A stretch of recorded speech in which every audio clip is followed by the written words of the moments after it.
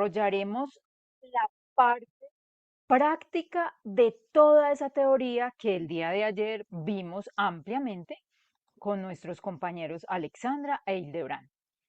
Entonces, hoy estaremos desarrollando unos ejercicios de manera independiente relacionados con cada una de las cédulas y llegaremos también a otros puntos especiales. La tarifa de impuestos, cómo se determina, si soy responsable de impuesto al patrimonio, otras obligaciones formales que nacen o tienen su fundamento en la declaración, en el formulario 210. Y entonces analizaremos todo ese esquema de obligaciones formales respecto a eso.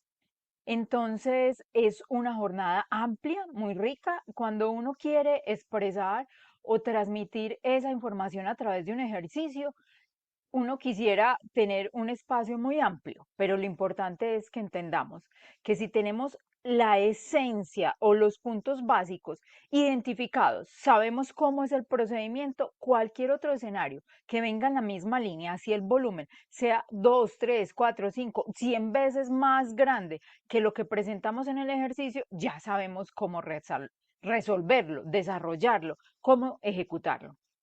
Antes de iniciar esta jornada, quiero darle también gracias a todos los que hacen parte del equipo de Gil Gómez. Tras bambalinas existe todo un equipo, desde la persona que prepara el tinto, el que hace el mercadeo, los videos, todos hacen posible que este evento se lleve a cabo.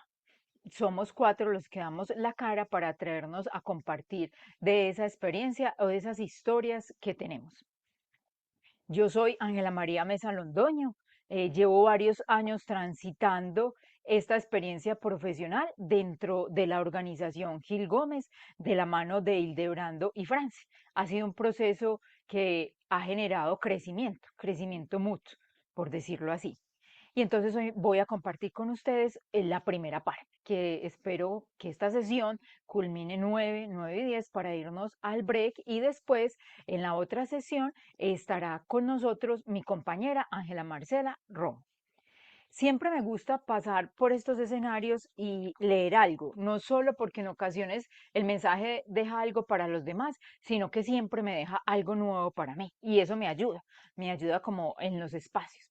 Quiero compartir con ustedes un mensaje que no es reciente, es un mensaje de hace mucho rato y quizás en otros escenarios lo han escuchado. Si lo han escuchado otra vez, hoy simplemente capten una palabrita de esta información nuevamente. Es un mensaje que está incorporado en un libro que se llama De la metáfora a la metamorfosis. Título de la obra, Compartiendo la cosecha. En cierta ocasión, un reportero le preguntó a un agricultor si podía divulgar el secreto de su maíz, el cual ganaba el concurso al mejor producto año tras año. El agricultor confesó que se debía a que compartía su semilla con los vecinos. ¿Por qué comparte su mejor semilla de maíz con sus vecinos si usted también entra al mismo concurso año tras año? Preguntó el reportero. Verá usted, señor, dijo el agricultor, el viento lleva el polen del maíz maduro de un sembradío a otro. Si mis vecinos cultivaran un maíz de calidad inferior, la polinización cruzada degradaría constantemente la calidad del mío. Si voy a sembrar buen maíz, debo ayudar a que mi vecino también lo haga.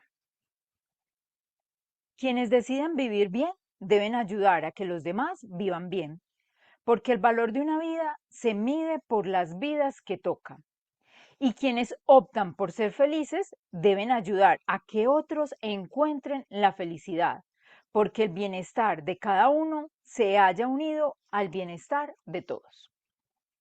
Entonces, este bienestar que vamos a compartir hoy está unido al bienestar de todos nuestros colegas, de todos nuestros clientes y de los que se acercan en ocasiones a decirnos, venga, ayúdeme, cuénteme esta historia, qué pasó, qué fue. Entonces, tenemos la posibilidad de compartir esa semillita. Voy a compartir con ustedes el material que les llegó esta mañana. ahorita creo que ahí estamos bien en compartir el material. Si alguna situación, cuando estemos compartiendo el material, autorizo a que mis compañeros hablan el micrófono y me digan si no estoy compartiendo. Ahorita hay un momento especial en el cual hay que compartir un archivo en Excel que también les llegó. Bueno, entonces el objetivo nuestro a través de este taller, como bien lo explicaron mis compañeros el día de ayer, era dar esas herramientas fundamentales para elaborar unas buenas declaraciones de renta y, en la medida de lo posible, integrar esos elementos en un esquema de planeación para el periodo grabable 2025. Y entonces vamos a iniciar con una parte. ¿Qué es importante recordar? O queríamos traer nuevamente a colación a este escenario, a este seminario, y es que existen unos reportes de información exógena, que si bien esos reportes de información exógena han ido creciendo en la medida que el grupo de obligados a reportar información exógena es mayor, son una base para iniciar nuestra elaboración de la declaración de renta o para chequear esos borradores que ya tenemos listos, pues cuando se publique la información, pero no es una base determinante, ¿cierto? Esto no es una base determinante dentro de la estructura de la declaración. Pero tenemos que recordar algo, venga, y es cuándo puedo yo consultar esta información o quiénes pueden consultar la información. Y entonces son aquellas personas que están inscritas, activos en el root, están inscritos en el root y tienen la cuenta habilitada. Entonces, ¿qué pasa con esos nuevos contribuyentes que llegan al universo de las declaraciones de renta y apenas empiezan a darse cuenta ahora o en julio que son obligados a declarar y sacan su root, hacen el proceso de generación de root? Hay que esperar unos 8 días más o menos, si ya están pues disponibles los reportes, hay que esperar unos 8 días más o menos después de generado el root y habilitada la cuenta de usuario a través de los servicios informáticos electrónicos para poder ir a consultar esa información. No es que no la tengan, sino que el sistema se va adecuando para poder traer la información de todos los reportes que tiene la Administración de Impuestos. ¿Para qué nos sirve este reporte de información exógena? ¿Cuál es el sentido? El sentido de este reporte de información exógena es identificar las realidades y chequearlas. Venga, usted sí tiene estas propiedades. Venga, usted es titular de unos CDTs en banca mía. Usted tiene un pasivo con Itaú. Usted tiene una relación comercial con Banco Santander. Entonces, es chequear esas realidades, pero también es permitirnos identificar si se presentan inconsistencias en la información que tenemos o inconsistencia en la información base de reporte de terceros, de esta consulta. ¿Por qué? Porque es que esta consulta parte de esta labor que nosotros hemos venido realizando muy juiciosos todos estos días de transmitirle a la DIAN la información exógena. Y entonces, cuando nosotros consultamos a través de este icono, realizamos la consulta, no solamente permite identificar, venga, don Pedro, ¿cómo así que usted vendió un vehículo automotor en Palmira? Venga, Ana, ay, por aquí veo que usted constituyó una fiducia con Fiduciaria Bancolombia, Fiduciaria Alianza. ¿Qué fue lo que hizo? Venga, Catalina, aquí me aparece una sociedad nueva que yo no tenía en la historia y le está pagando dividendos correspondientes al periodo 2016 y anteriores, no grabados, porque así dice la información. ¿Y cómo así? ¿Qué sociedad es esa? Si yo vengo y miro el esquema de los anexos de su declaración de renta y esa sociedad no está por ninguna parte. Entonces también nos permite hacer como el recorderis a ese sujeto obligado a reportar, nuestro cliente y nosotros mismos, de información que quizás se pasó de largo. En ocasiones resultan informaciones como, venga, aparezco reportado con una propiedad en Cartagena. Y uno va y se fija, ve, no tenía la propiedad. Ah, es que era una propiedad que nosotros no podíamos tener acceso a esa propiedad porque estaba en una discusión por posesión. Esa discusión llevaba muchos años, como eso posiblemente se iba a perder. Yo nunca le había contado que era dueño de esa propiedad, de yo no sé cuántos metros cuadrados, hectáreas, todo.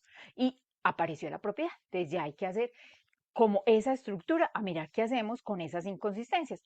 Y también existen inconsistencias cuando otro sujeto obligado a reportar en ocasiones altera mi realidad económica con un reporte. Puede que se fue el dedo y utilizó mi número de cédula y yo no tuve ninguna relación económica con esa compañía. Puede que el sistema le pasó algo, no quiero que le pase a nadie esto, y el sistema cuando se generó el XML le adicionó otros ceros por allá, en la parte final a los números. Entonces nos alteró la operación. En ese momento hay que entrar, como bien sugiere la Administración de Impuestos, a comunicarnos con el informante e indicarle que hay una inconsistencia. En ocasiones hay informantes en los cuales uno no puede contactar para esa inconsistencia, pero deja prueba de pronto de un correo o trató de hacer un llamado o de la inconsistencia, porque no todo lo que está ahí en la información exógena es nuestra realidad. Y entonces la misma administración de impuestos, a través de este icono que nosotros nos logueamos, servicios informáticos electrónicos, Pedro con sus claves entró ahí a la DIAN y dentro del tablero de control, eso primero que aparece este icono, consultar información exógena. Y entonces la Administración de Impuestos nos dice, vea, recuerde que eso es un servicio de facilitación y ayuda, es decir, no es determinado. Simplemente es una guía, un camino, y en el cual él va dando como unos pasos. Identifica la operación, la entidad, tiene otros datos como cómo se va a incluir en la declaración sugerida, y si hace referencia a unas cuentas, identifica las cuentas si usted es titular principal o secundario. Cuando yo consulto la información, si vamos a consultarla en estos momentos, encontramos que en esa información se despliega varios periodos graduales. ¿Cuáles periodos graduales tiene la Administración de Impuestos disponibles para consulta esta semana, hoy? Obviamente porque esta información todavía no ha llegado a un filtro. Entonces, tiene a partir de periodo gradable 2019 y siguientes. Entonces, usted selecciona el periodo gradable que tiene, le da consultar y automáticamente se le genera un reporte en Excel, ya que el reporte ya usted lo ubica en la ruta adecuada donde debe estar y hace sus clasificaciones, sus identificaciones según como quiera, como se sienta acorde, con colores, venga el chequeo y todo el tema.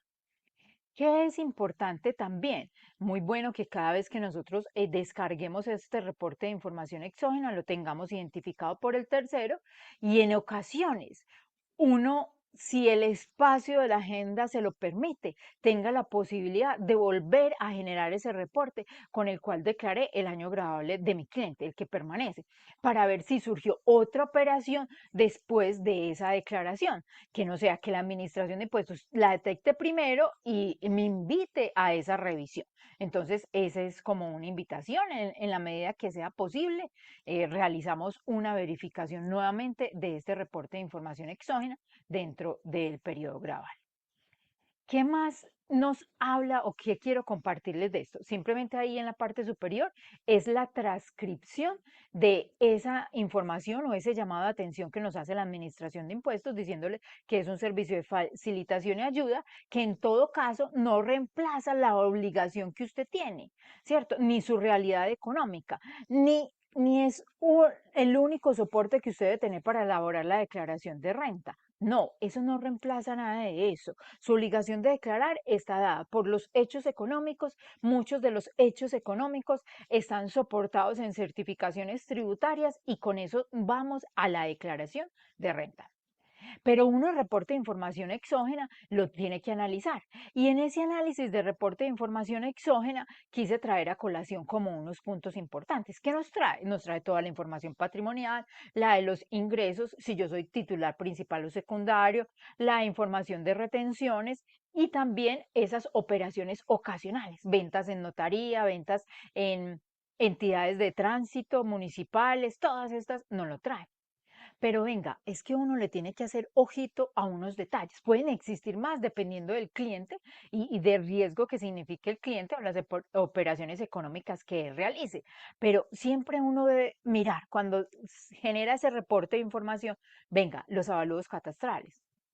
porque las entidades municipales tienen la obligación de reportar con el avalúo catastral y la participación de la persona natural dentro de ese bien inmueble. Y nos hemos encontrado cuando hacemos revisiones de esos avalúos catastrales que en ocasiones esas entidades territoriales no tienen actualizado quiénes son los verdaderos titulares del dominio de esos bienes inmuebles. Entonces uno debe verificar esa parte porque en ocasiones esa parte de titularidad patrimonial de bienes inmuebles hace parte de la historia o la declaración sombra o declaración sugerida que se llama hoy, donde la administración de impuestos nos puede decir, venga, su patrimonio es tanto teniendo en cuenta todos estos reportes de inmuebles. En ocasiones tenemos operaciones económicas de venta de inmuebles que se han realizado muchos años atrás y las entidades catastrales no han actualizado. Entonces uno hace como la prueba, venga, escribamos, hagamos un PQSR contándole, mire, que en el 1998 yo vendí este bien inmueble, este es el número de la escritura, o en el 2008, o en el 2018, en el año que ustedes quieran, y necesito que me actualice las cifras porque hoy consultando la información sigo siendo el propietario o el porcentaje no es. También muy importante, cuando estamos frente a figuras que cada vez han sido más utilizadas y es las personas naturales, aportar esos bienes a sociedades a través del artículo 319 y toda la estructura de ese artículo 319 del Estatuto Tributario, cumpliendo las condiciones, hay que recordar que esa operación que cumple todas esas condiciones no es enajenación para todos los efectos.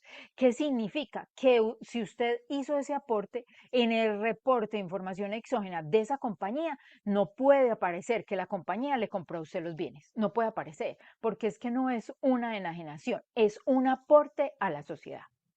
Llegan otros dos puntos importantes a tener en cuenta y que dependen de esa obligación o no de usted llevar contabilidad, que la desarrollamos el día de ayer o la desarrollaron mis compañeros mejor el día de ayer.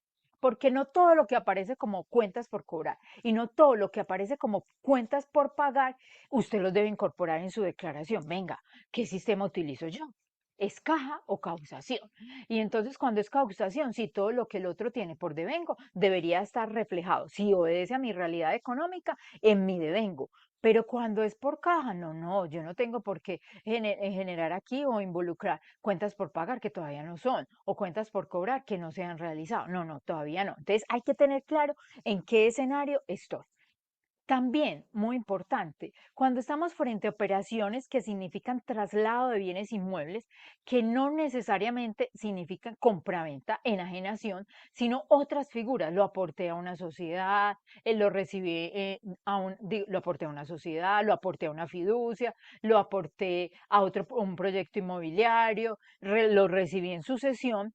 Hay que verificar con qué concepto aparece ahí en el reporte de información exógena que corresponde al concepto que identificó el notario dentro de los códigos que a él le obligan, pero que debería coincidir con el nuestro.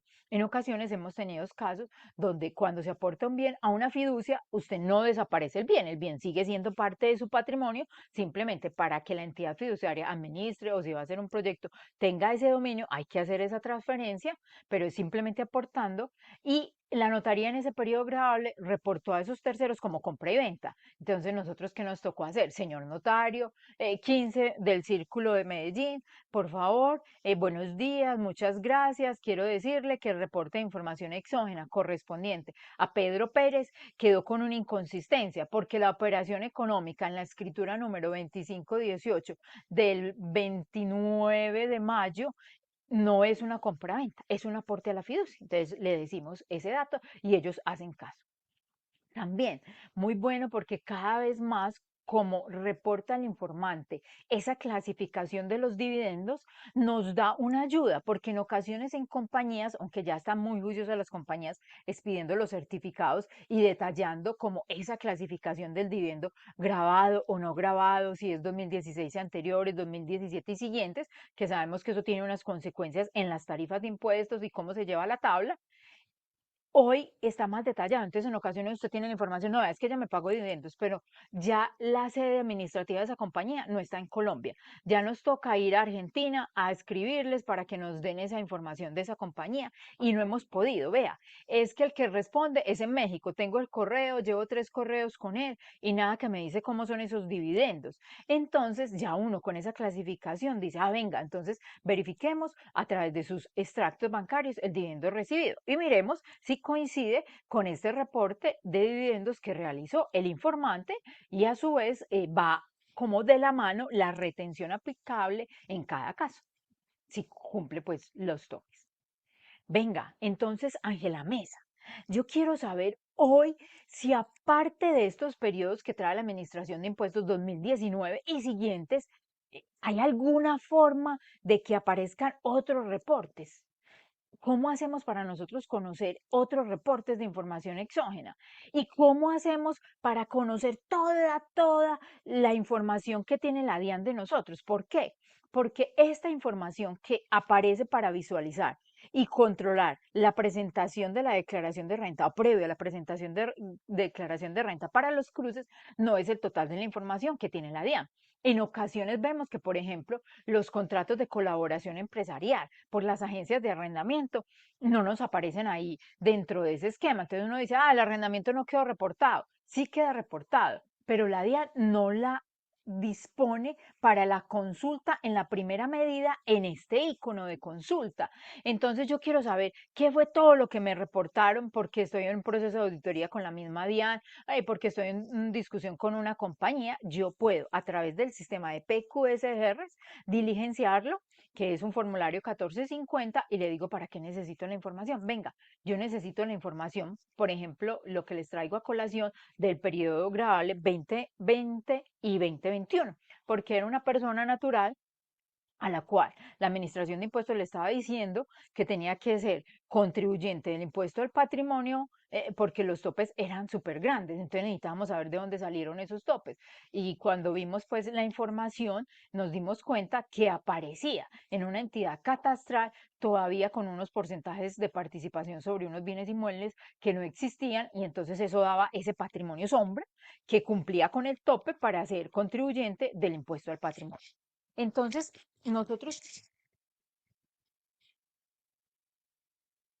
nosotros tenemos que verificar esa información. Te la solicitamos a través de un PQSR, formulario 1450. La Administración de Impuestos se toma pues el tiempo del PQSR, hay veces responden muy rápido, pero digamos que se toman 10 días o 15, hay veces responden a los 2 días y entonces ellos llegan y dicen, ah, listo, usted me escribió esto, en el formulario 1474, le dan una constancia de erradicación, llega primero algo que les dice, lo vamos a responder dentro del lapso permitido por la ley, y le llega el formulario 1474, le dice, usted me pidió esta información y yo le estoy dando esta respuesta, se la voy a dar toda esa información.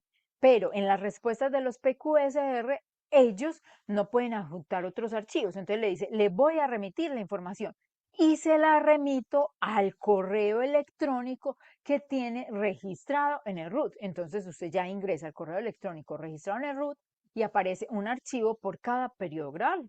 Esto también lo utilizan las personas para verificar las retenciones en la fuente y todos estos esquemas que tiene la DIAN, y ya uno puede chequear. Y es una información muy grande que permite filtrar. Son muchas columnas, pero empieza a identificar en qué formato lo reportaron, quién fue el sujeto que lo reportó con la identificación, cuál fue el número del formulario de esa información exógena en el que reportó y qué significa, qué conceptos tiene. Entonces es una información que permite cruzar muchas realidades. También esta información ha servido en ocasiones cuando la DIAN pretende que yo corrija la declaración de renta porque hay más ingresos en el reporte de información exógena de los involucrados dentro del formulario. Y entonces uno dice, ¿cómo así? Si yo vuelvo y genero el reporte de información exógena y tengo los ingresos que son, el cliente me dice que no hay más, y en ocasiones nos hemos encontrado que están, por ejemplo, los reportes que hacen los fondos de pensiones, de los retiros. Y entonces esos retiros, la DIAN los clasifica en la sugerida, en ese campo de sugerida,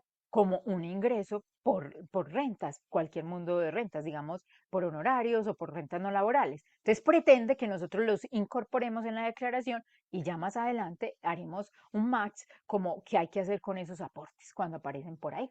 Bueno. Venga, Ángela Mesa. Y si yo estoy en los servicios informáticos electrónicos, ¿qué otro reporte tiene la Administración de Impuestos que me ayude para elaborar la declaración de renta del 2024? Y entonces vamos a recordar con gran alegría que la Administración de Impuestos nos ayuda a nosotros poder identificar cuáles fueron las operaciones económicas que están soportadas en una factura electrónica de venta con validación previa que se pagaron a través del sistema financiero, tarjeta de débito, crédito o cualquier otro medio electrónico y que no ha sido solicitado como costo, gasto o deducción o el impuesto descontable dentro de ese periodo grabable y nos da derecho a una deducción del 1%. Cuando esto llegó el año pasado, fue muy bueno porque en las primeras de cambio para elaborar la declaración de renta del 2023, muchos contribuyentes nos filtraron las relaciones de facturas, unos muy juiciosos hacían su Excel, otros nos enviaban los documentos, bueno, pero ya teniendo el reporte es la claridad.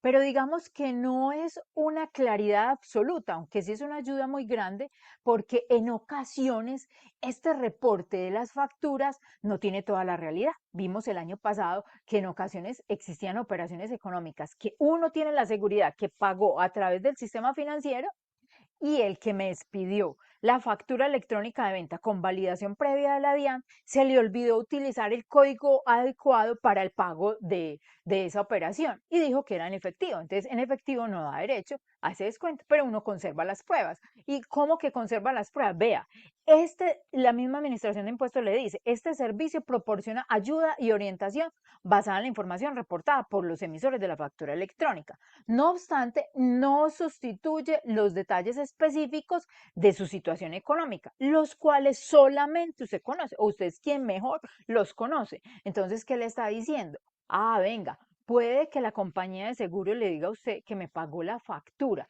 del seguro del vehículo del año, un vehículo, dos, tres, lo que sea, o de la casa que me la pagó en efectivo, pero usted tiene la prueba de que lo hizo a través del sistema electrónicos, tarjetas de débitos, créditos o otros medios, puede probar que tiene derecho a tomarse esa deducción. Y entonces esa deducción también le habla cuando hemos comprado vehículos, cuando la compañía en la cual le compramos el bien inmueble nos factura, porque está en la obligación de facturar, entonces esa factura también hace parte dentro de este esquema. Entonces fui a consultar y entonces está habilitado el icono en esta parte que les indiqué o que les mostré el camino antes. En esta parte está el icono y entonces también hay un mensaje y le dice seleccione los periodos. Entonces, ¿cuáles periodos grabables están? 2023 y 2024. Yo dije, ay, 2024, qué emoción. Me voy a ir a mirar qué está saliendo en el 2024. Pero no, hasta ahí me duró la emoción. Sigue saliendo el 2023. Todavía el 2024 no está dentro de estos esquemas. ¿Por qué? No sé, porque si corresponde a facturación que se emitió durante el periodo de enero a diciembre 31, ya está en la DIAN, la que pasó por la validación, ya está, no necesita pues otro reporte adicional, seguramente están esperando como que se genere ese cruce o ese filtro por cada uno de los terceros. Bueno, entonces estos son como las dos ayudas de información para elaborar nuestra declaración de renta.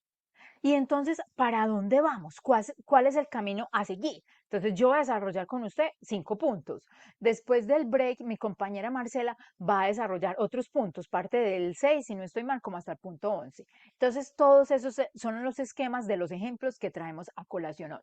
¿Qué vamos a hacer? Vamos a elaborar unos ejercicios de declaraciones de renta del 2024. No quisimos hacer un ejercicio que involucre a Pedro Pérez en todos los escenarios, porque en ocasiones ese ejercicio de Pedro Pérez en todos los escenarios no limita comentarios, sino que para cada mundo cedular trajimos a colación un ejercicio. Ya usted se identifica en ese mundo cedular y obviamente puede que tenga un contribuyente que nada más tiene rentas de trabajo, o nada más tiene rentas de capital, o nada más tiene rentas no laborales, pero puede que exista un combinado dentro de cada uno, también ganancias ocasionales, también dividendos. Entonces, usted, lo importante es identificar cada escenario, cómo se desarrolla y ya después lo integra, obviamente. La integración implica que el límite que hay que aplicar es a todo. En el mundo cedular, a la cédula general, ¿cierto? Hay otras situaciones que no integran esa cédula general, que no están limitadas, pero las iremos mirando cada una. Entonces, ¿qué es importante tener en cuenta? Vea, que esta persona natural o estas personas naturales que vamos a desarrollar en este ejercicio son personas naturales que tienen un vestido, una calidad que es determinante, que ya vimos cómo se determina esa calidad, y es, él es residente, o ellos, todos ellos, son residentes para efectos fiscales en Colombia, en cualquier escenario, pero ya usted levantó la mano y dijo, es residente. ¿Y qué más tiene? Son contribuyentes no obligados a llevar contabilidad.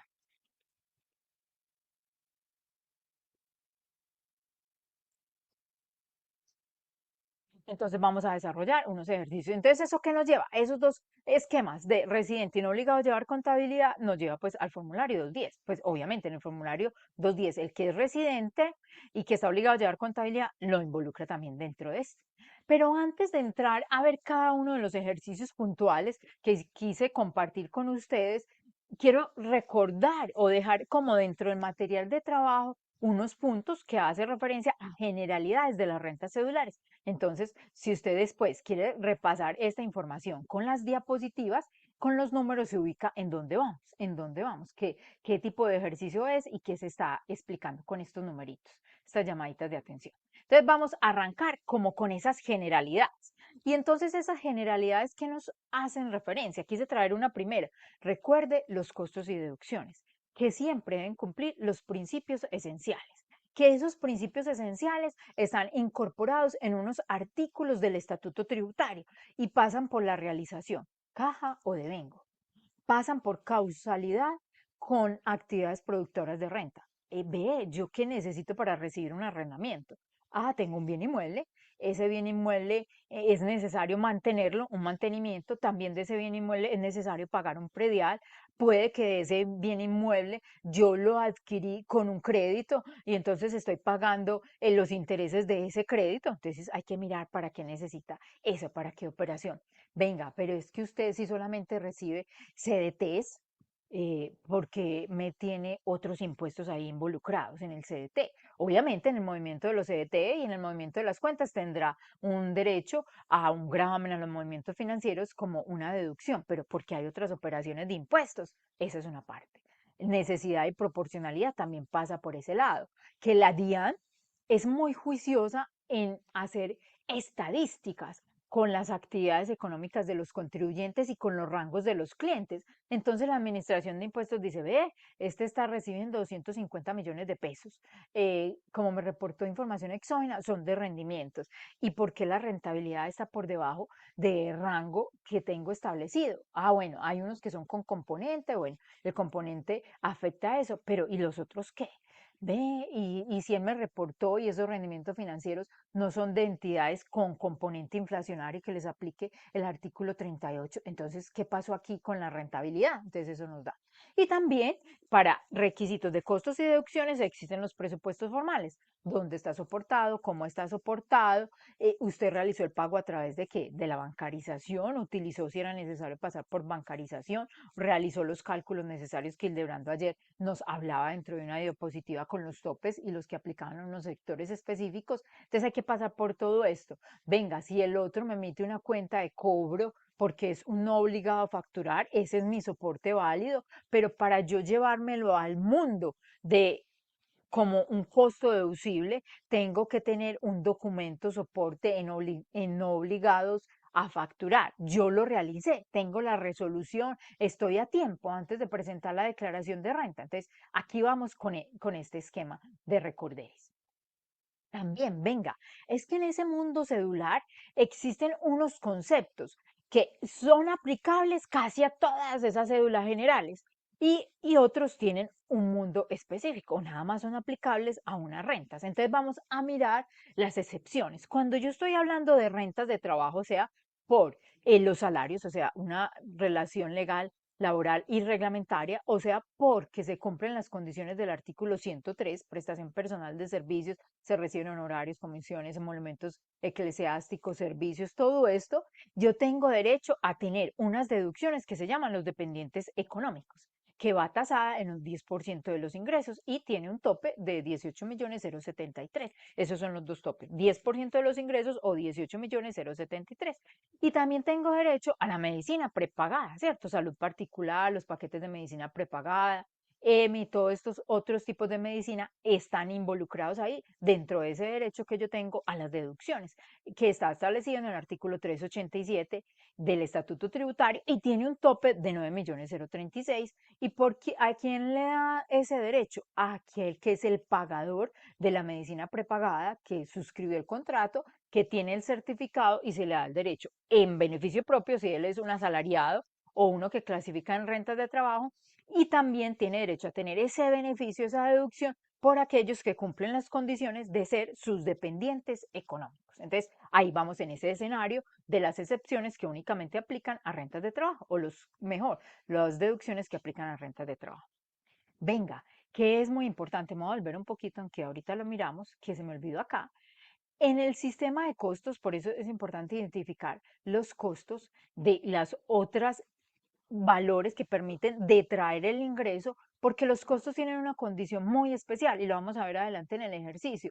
Para los costos no hay límites, no existen límites, aquí no hay límites por ninguna parte, pero si nosotros vamos a mirar las deducciones sí están limitadas normativamente, ahí está pues cada uno de los límites y en qué norma se encuentra.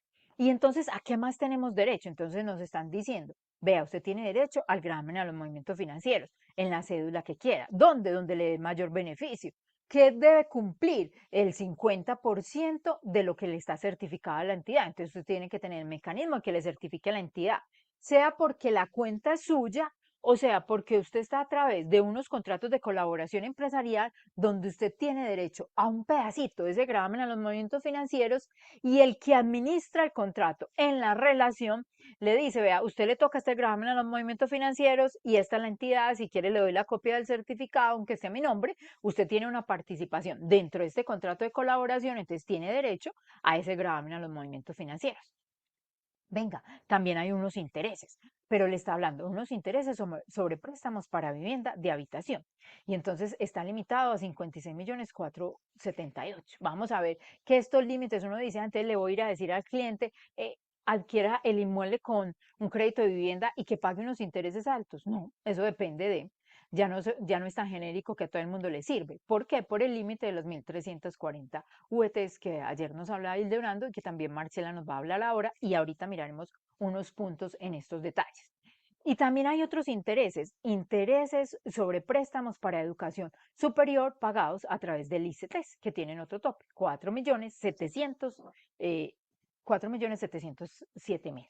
Y hay una acción o una deducción establecidas dentro de la legislación, artículo 126-1, que no podemos dejar pasar de largo cuando estamos frente a contribuyentes que pertenecen al mundo cedular, la cédula general, es decir, tienen rentas no laborales, rentas de capital y honorarios con costos. Son independientes que pueden, o rentas de trabajo de manera independiente, que pueden optar por hacer un aporte a cesantías, que vamos, y más adelante vemos cómo se calcula, pero ese aporte de cesantías que hace, vea, es como una cuenta de ahorros. Yo le digo, vaya y ahorre en el fondo de cesantías y ese ahorrito que usted acredite durante todo el año, ahorita no, ese ahorro que usted acredite durante todo el periodo gravable le sirve de una deducción y tiene la facilidad o la posibilidad de, sin ninguna consecuencia tributaria, usted ir el 2 de enero a retirar esa plata. Es decir, casi que uno invita a veces a los clientes, venga, por favor, hágame caso, consiga quien le preste 5 millones de pesos, que usted se los devuelve, dígale, yo préstemelos el 10 de diciembre y yo se los devuelvo el 10 de enero, un mes, para poder yo ir y consignar al fondo de cesantías, tener un beneficio tributario y después al momento de retirar el dinero no pasa nada.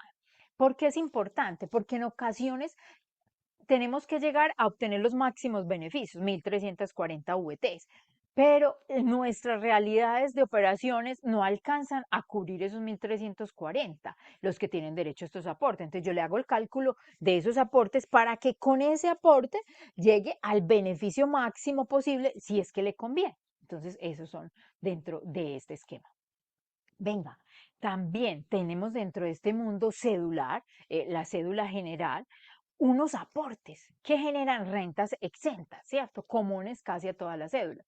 El que tiene rentas de trabajo porque su vinculación es a través de un contrato de trabajo, el que tiene rentas de trabajo de manera independiente, el que es rentista de capital y el que tiene rentas no laborales, que lo que no clasifica en el otro mundo ni corresponde a dividendos ni ganancias ocasionales ni pensiones, se va para el mundo de rentas no laborales, o cualquier operaciones. Ayer Hildebrando nos recordaba que ingresos corresponden a este mundo cedular.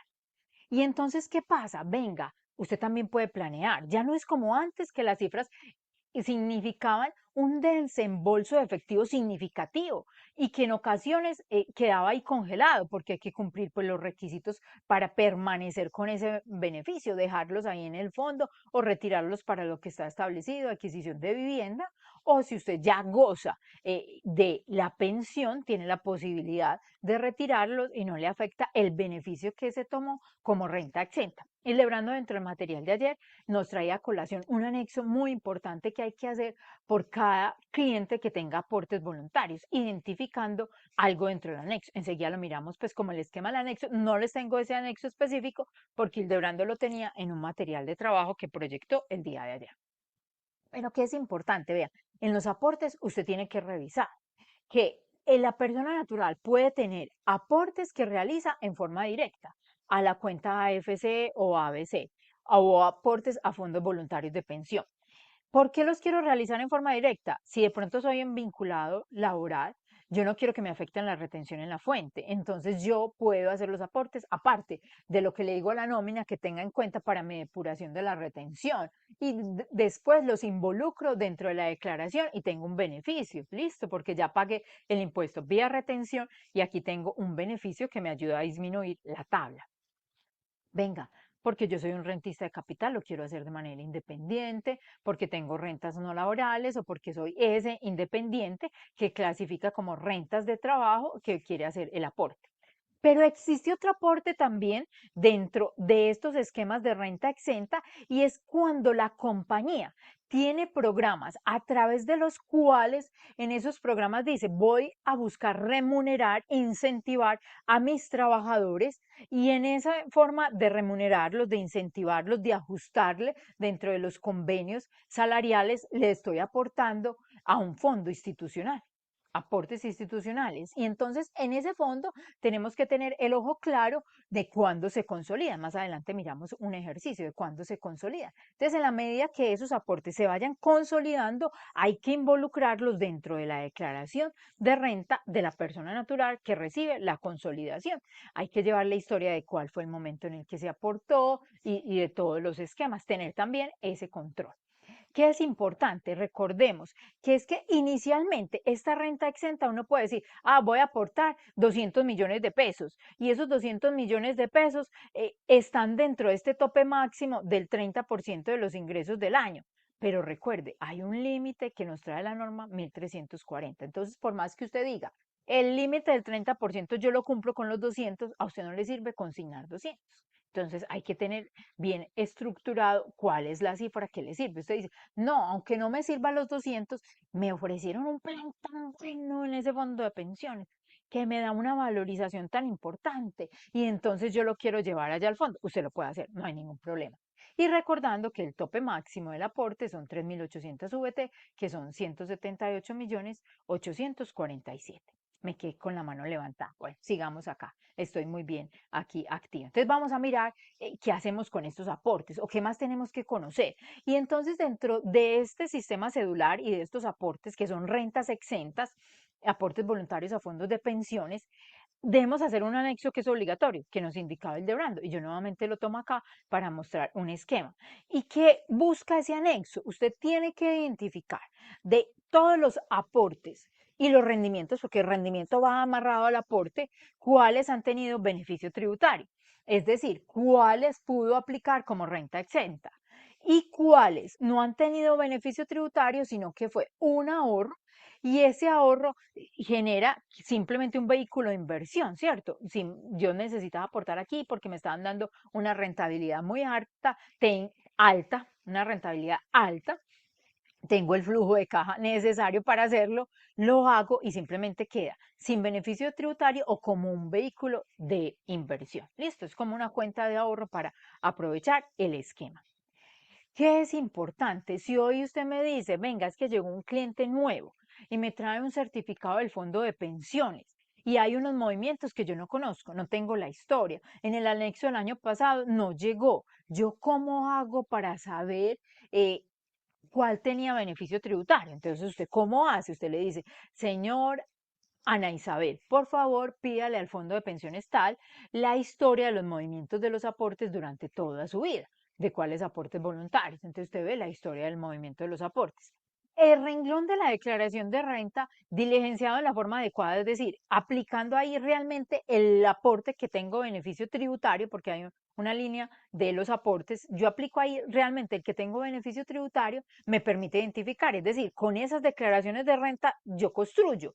Y si de pronto en esa declaración de renta, porque digamos, cuando empezó este nuevo esquema del formulario 210 detallado, uno podía colocar toda la cifra del aporte y el sistema automáticamente le limitaba esos aportes y se quedó esa cifra total. Entonces usted dice, no, pero es que aquí dice que todos los 75 millones de pesos que tiene en el año los colocó como aportes. Entonces usted no, se va a revisar, a hacer nuevamente esa cédula y decir, aplico los límites a las primeras condiciones, si ya pago medicina prepagada, si tiene dependientes, a la renta exenta, si es del mundo laboral, esa renta exenta, y entonces el otro pedacito, al pedacito de aporte. Entonces puede que usted en la declaración diga 75 millones, pero usted hace la construcción de la información, un recorderis, una resignificación de esa información y se da cuenta que de esos 75 únicamente existía un beneficio tributario en ese periodo grabable 2022 de 15 millones de pesos. Entonces usted ya lo tiene claro.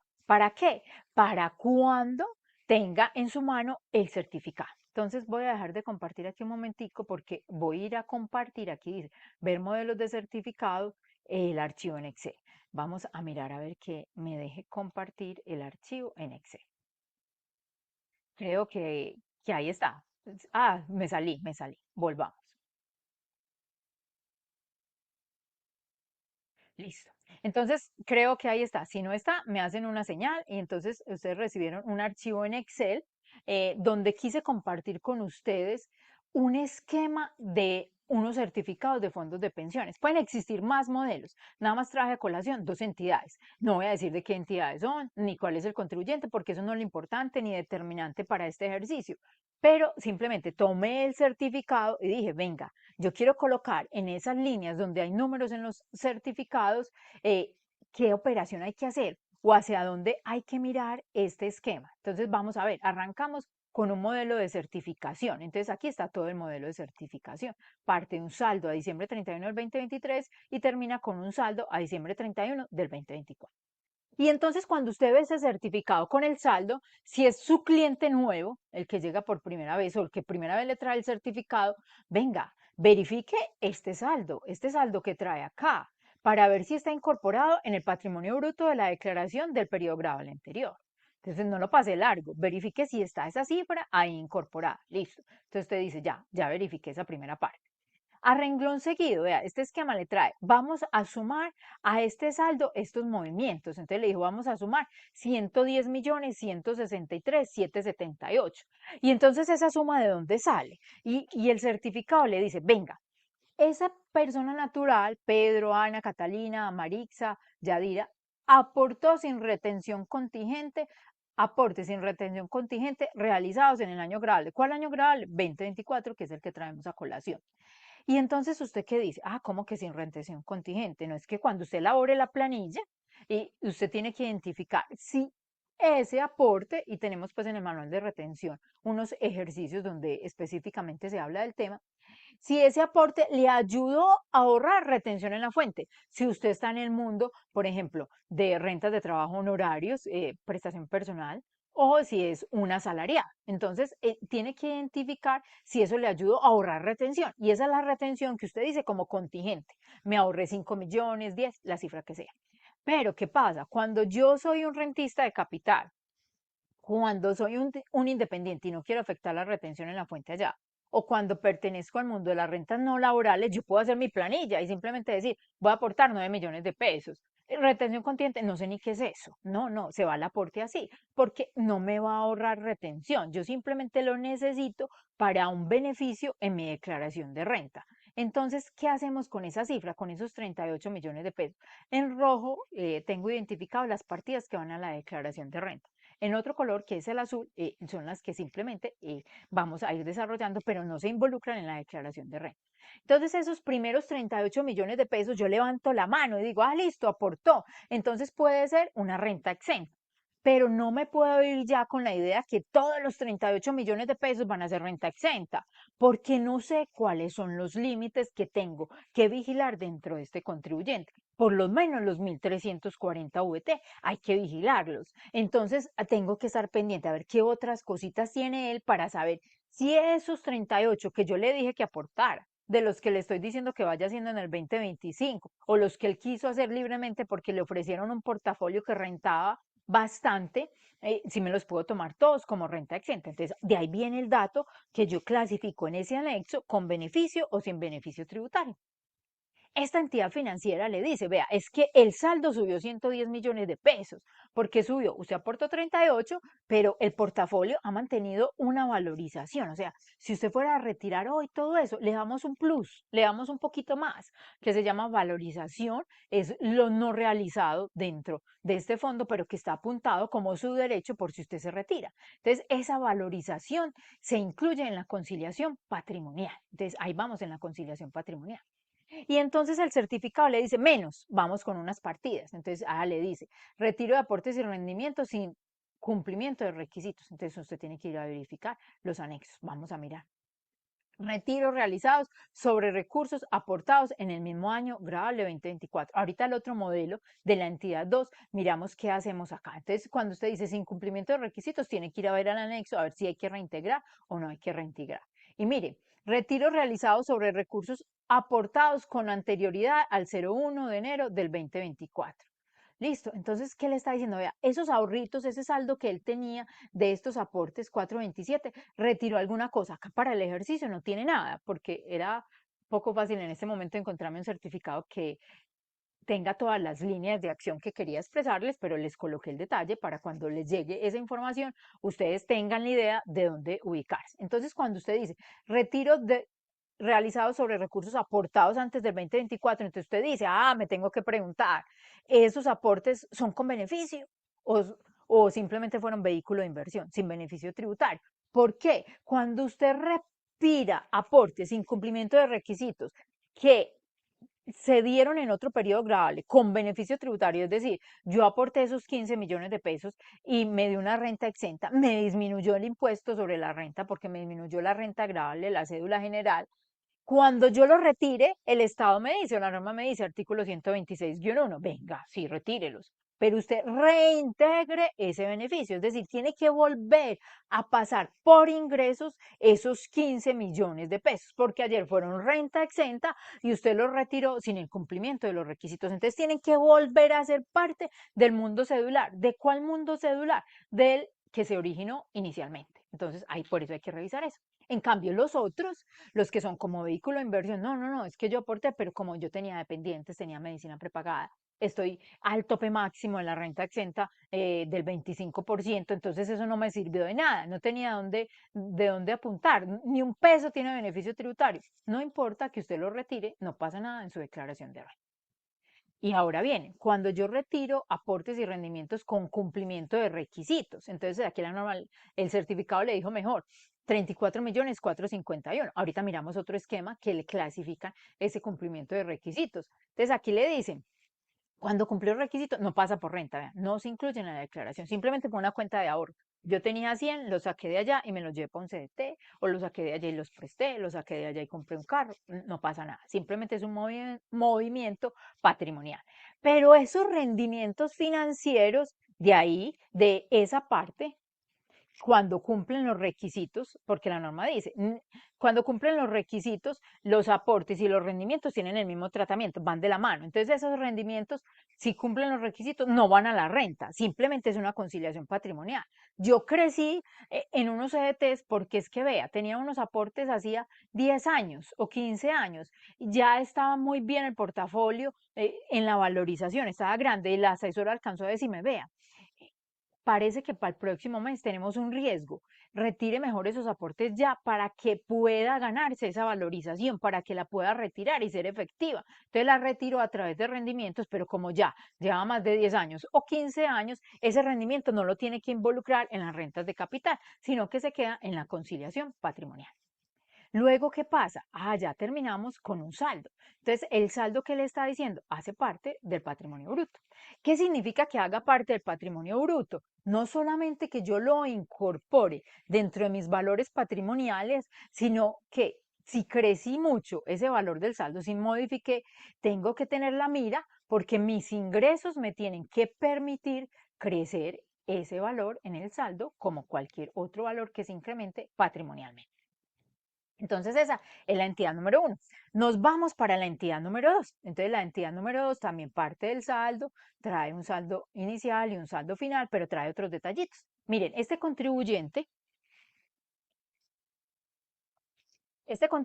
arrancó con unos aportes de 46.978.000, no más, no tenía sino eso. Usted hace el mismo ejercicio, verifique en la declaración del año anterior si hace parte del patrimonio. Enseguida miramos este, pero vamos a mirar aquí los retiros. Vea, dice, retiros de aportes sin cumplimiento de requisitos legales realizados antes del 2024. Entonces yo le estoy diciendo lo mismo.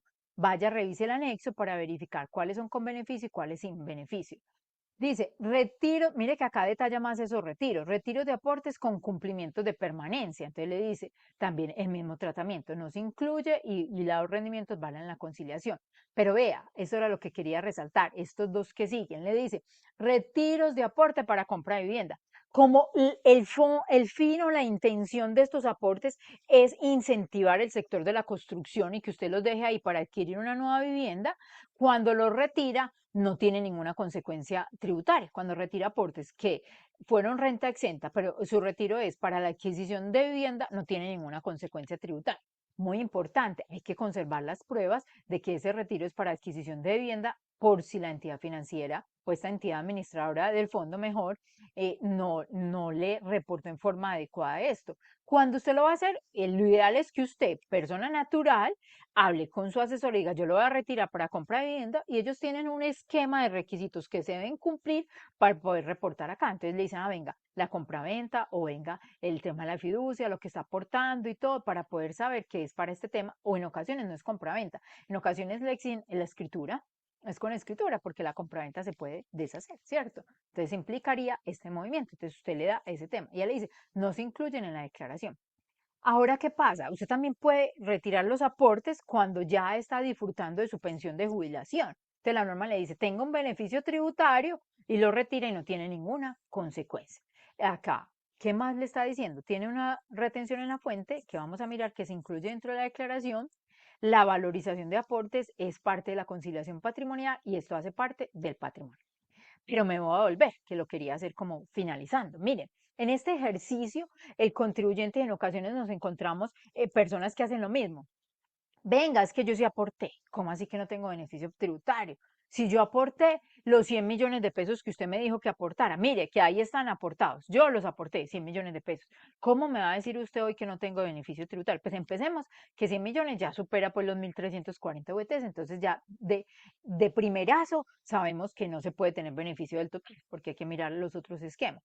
Pero es que él aportó y resulta que por alguna circunstancia en el transcurso del periodo después de aportar se vio en la necesidad de retirar. Entonces el certificado le dice, retiro de aportes sin cumplimiento de requisitos legales realizados en el año 2024. Entonces él consignó 100, pero en ese mismo 2024 retiró. Entonces la norma le dice, venga, ¿qué retiró? Aportes sin retención, porque lo había hecho en forma directa, no tienen retención contingente. Si tuvieran retención contingente se le aplicaban y le devolvieron los rendimientos financieros correspondientes a pago. Entonces, estos rendimientos financieros hacen parte de las rentas de capital. y no tienen componente inflacionario, no les aplica, o sea, son grabados al 100%. Pero usted, ¿qué tiene que hacer cuando tiene este movimiento? Y por eso lo quise dejar así como gráficamente de material de trabajo, y es que usted tiene que determinar cuál fue realmente el aporte neto que él realizó dentro del periodo gravable. Entonces, aporte neto que posiblemente le da un beneficio tributario. ¿Por qué posiblemente?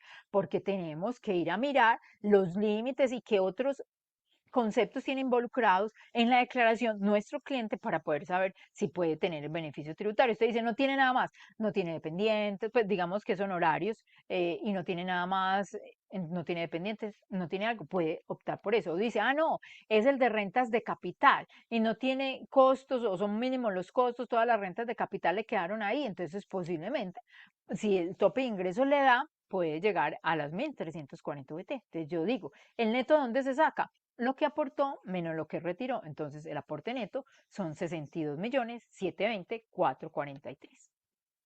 Bueno, voy a dejar de compartir acá y nuevamente voy a incorporarme a compartir porque algo pasó y no me dejó compartir toda la pantalla. Sí, ahora sí. Entonces esto era lo que teníamos. Aquí estábamos. Vamos, vamos muy bien. Y entonces, ahora, ¿qué más sigue dentro de este esquema de lo común a las cédulas antes de entrar en los detalles de los ejercicios? Venga, es que lo común en las cédulas también es cuando yo estoy en la cédula general, las deducciones especiales. Ya vimos las compras a través de las facturas electrónicas pagadas por los sistemas bancarios o electrónicos y que no se hubiera tomado como costo, gasto, deducción o impuesto descontable. Pero hay otra situación que se llaman dependientes económicos, que cobraron vital importancia a partir del periodo gravable 2023, donde existe la posibilidad de yo tener otro adicional para sumar a ese límite de rentas exentas y deducciones, una deducción adicional, no, un beneficio adicional que no está limitado, que se llama dependientes económicos. Entonces la norma hace referencia que se conservan los esquemas de los dependientes económicos. Y entonces esos esquemas de los dependientes económicos están establecidos en el artículo 387 del Estatuto Tributario, que son los hijos del contribuyente, el cónyuge o compañero permanente del contribuyente, los padres y los hermanos, los cuales no superen estos, los hijos del contribuyente, que estén en educación, que estén educándose, y la norma dice que vayan hasta los 25 años, que fue una modificación que se introdujo a través de la ley 2411 del 2024, donde pasó del tope de 23 años a 25 años por el dependiente económico los hijos, y también dentro de esta norma, que es esta que está establecida acá, él hizo una modificación y es cuando existe una discapacidad, entonces ya le está diciendo que la entidad encargada de certificar esa discapacidad es el Ministerio de Salud y Protección Social o otras entidades determinadas por las normas legales, porque hay distintas discapacidades. Entonces, eso fue los cambios que trajo esta norma. También puede ser dependiente económico, el cónyuge o compañero permanente del contribuyente, los padres y los hermanos. ¿Y estos qué deben cumplir? Estos deben cumplir que en el periodo gravable el tope máximo de ingresos que perciban sean 260 VTs, que para el periodo gravable 2024 son 12.237.000. ¿Qué hace ese tope? Que no podamos tomar, por ejemplo, a los padres que reciben la pensión con el mínimo vital o la pensión mínima en Colombia, porque la pensión mínima para el año gravable 2024 fue 1.300.000 por 12 meses, que digamos que es la norma. Hay otros que tienen 13 mesadas, hay otros de 14 mesadas, superan estos 260 VTs. Pero ¿qué es importante? Estas deducciones por dependientes aplican, como lo dije ahora, pero esto es para ratificar a rentas laborales y rentas de trabajo. Existe aquí una norma que también se expidió el año pasado, la ley 2388 del 2024, que ustedes pueden consultar el contenido como de nuestros comentarios o nuestras posiciones respecto a estas dos normas en el Infórmate número 14 del 2024 a través de nuestra página, donde esta ley que vino a regular o a normalizar un concepto que se llama familia de crianza. Entonces le están diciendo, venga, es que hay una familia porque se generó por un vínculo, porque convivimos, por el sano trato, por el amor, porque los hemos visto crecer, porque estamos ahí y con una condición, que estamos ahí y pertenecemos por un periodo no menor a 5 años. Entonces, en ese periodo que no puede ser menor a 5 años. Cuando usted cumple esas condiciones, ya está frente a una familia de crianza, esos que ayudan a criar a los hijos de los otros en las segundas oportunidades o por cualquier otra condición. Entonces, esa norma vino y dijo, venga, estos cuando ya usted termina, que ese hijo, usted puede decir que es parte de su familia de crianza, es parte suyo, lo clasifica como dependiente económico y ese dependiente económico tiene la consecuencia que hace parte de este derecho que usted tiene. Seguimos con estas normas que están vigentes, aquí se las traje, que es que los dependientes económicos se pueden tomar en el mundo de rentas laborales y rentas de trabajo, pero con una condición. Un dependiente económico da derecho a un solo tratamiento, es decir, en la primera línea, allá en las deducciones, que ya vamos a ver cómo son, nada más, dice la norma, salvo que ese dependiente esté asociado a una persona que reciba rentas producto de una relación legal, laboral y reglamentaria. En ese momento, sí tiene derecho a tomárselo en dos líneas. Entonces vamos a ver qué significa esa historia. Y eso está vigente. Entonces, por ejemplo, acá vamos a ver unos dependientes económicos de una pareja de esposos. Ella es la que tiene rentas de trabajo y él es el que recibe honorarios. Ella tiene rentas laborales por un contrato de trabajo, es asalariada, y él tiene rentas de trabajo, honorarios como independiente. Entonces clasifican ahí. Y entonces, ¿qué le dicen? Vea, ellos dos tienen dos hijos, y los dos hijos cumplen con las condiciones. Son menores de 25 años y están cursando educación en unas entidades oficiales, están cursando la educación. Ok, entonces cumplen, los dos hijos cumplen. Se llama uno Camilo y el otro se llama David. Y entonces cuando yo estoy frente a la renta laboral, la asalariada, la declaración de renta de ella, entonces ella puede tomarse a Camilo dentro de los costos y deducciones, la deducción plena del límite que les hablé de 18.072.960. Y como ella está vinculada por un contrato de trabajo o sus ingresos provienen de la relación legal, laboral, reglamentaria, tiene la posibilidad de que ese mismo dependiente, que se llama Camilo, aquí está la identificación, le dé derecho a depurarlo dentro de otras deducciones en el renglón 92, que aquí está asociada pues por allá en otras deducciones, pero acá mire que el formulario de la DIAN nos dice identifique a los dependientes y fue muy bueno esta identificación de los dependientes. Me devolví, ahí me disculpan, para decir algo, que la DIAN hizo un programa juicioso en diciembre del año pasado, donde le dijo a la gente, ve, consulté tu dependiente económico y él no cumple, no cumple, los ingresos no le dan, entonces ahí la DIAN tiene cómo. Entonces ella, que está vinculada laboralmente, puede tomarse a Camilo, tanto en los costos y deducciones como en esta otra parte. Unas otras deducciones, renglón 92. Y aquí tiene el otro hijo, se llama David y tiene otro documento de identificación y le dan derecho a esta deducción. Listo. Pero ¿qué pasa? El esposo, que tiene rentas de trabajo, pero es un independiente, recibe honorarios, los dos ayudan al mantenimiento, porque el dependiente no es solamente que exista por nombre, sino que si cumple, que usted ayude al mantenimiento, al sostenimiento, pague toda la educación y todo, pues de los hijos, son los padres obviamente, pero hay que recordar que si yo voy a tomar el padre, el hermano, que sí ayude, ¿cierto? Que yo ayude en la situación económica en la que esté. Entonces, ¿qué pasa? Esta, este esposo, aunque tiene los mismos dos hijos, Camilo no le da derecho a involucrarlo aquí en la parte de abajo. Él solamente puede tomar aquí a Camilo en la depuración de las deducciones normales hasta completar los 1.340 VT. Si alcanza, pues digamos que aquí sí le dio, para manera de ejercicio, él sí le dio. Pero únicamente en el renglón 92, la deducción adicional apenas tiene derecho por el otro hijo que se llama David. Entonces, él está en desventaja, aunque pagan el sostenimiento de los dos hijos, están en desventaja en 3.388.000 con la esposa, porque la esposa puede tomarse en esa cédula general una deducción adicional.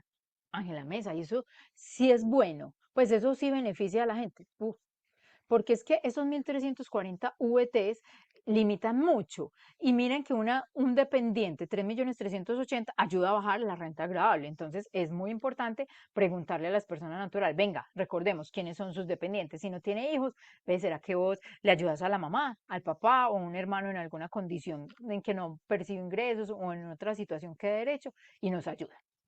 Entonces, digamos que ya partimos o dejamos aquí este abrebocas de los conceptos generales que hay que tener en cuenta en este mundo de la cédula general.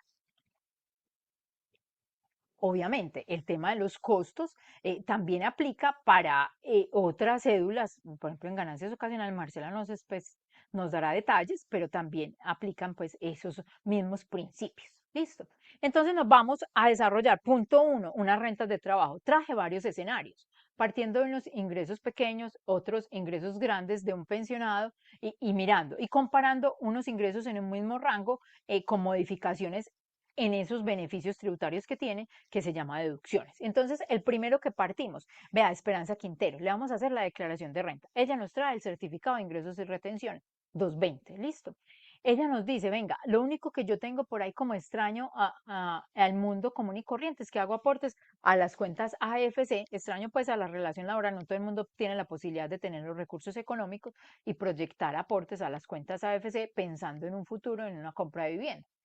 Y ella nos dice, vea, yo no tengo nada más, ni tengo medicina prepagada, ni cuento con dependientes económicos. Entonces yo voy a analizar de ella el certificado, el soporte de la declaración para el caso de ella es que el certificado de ingresos y retenciones.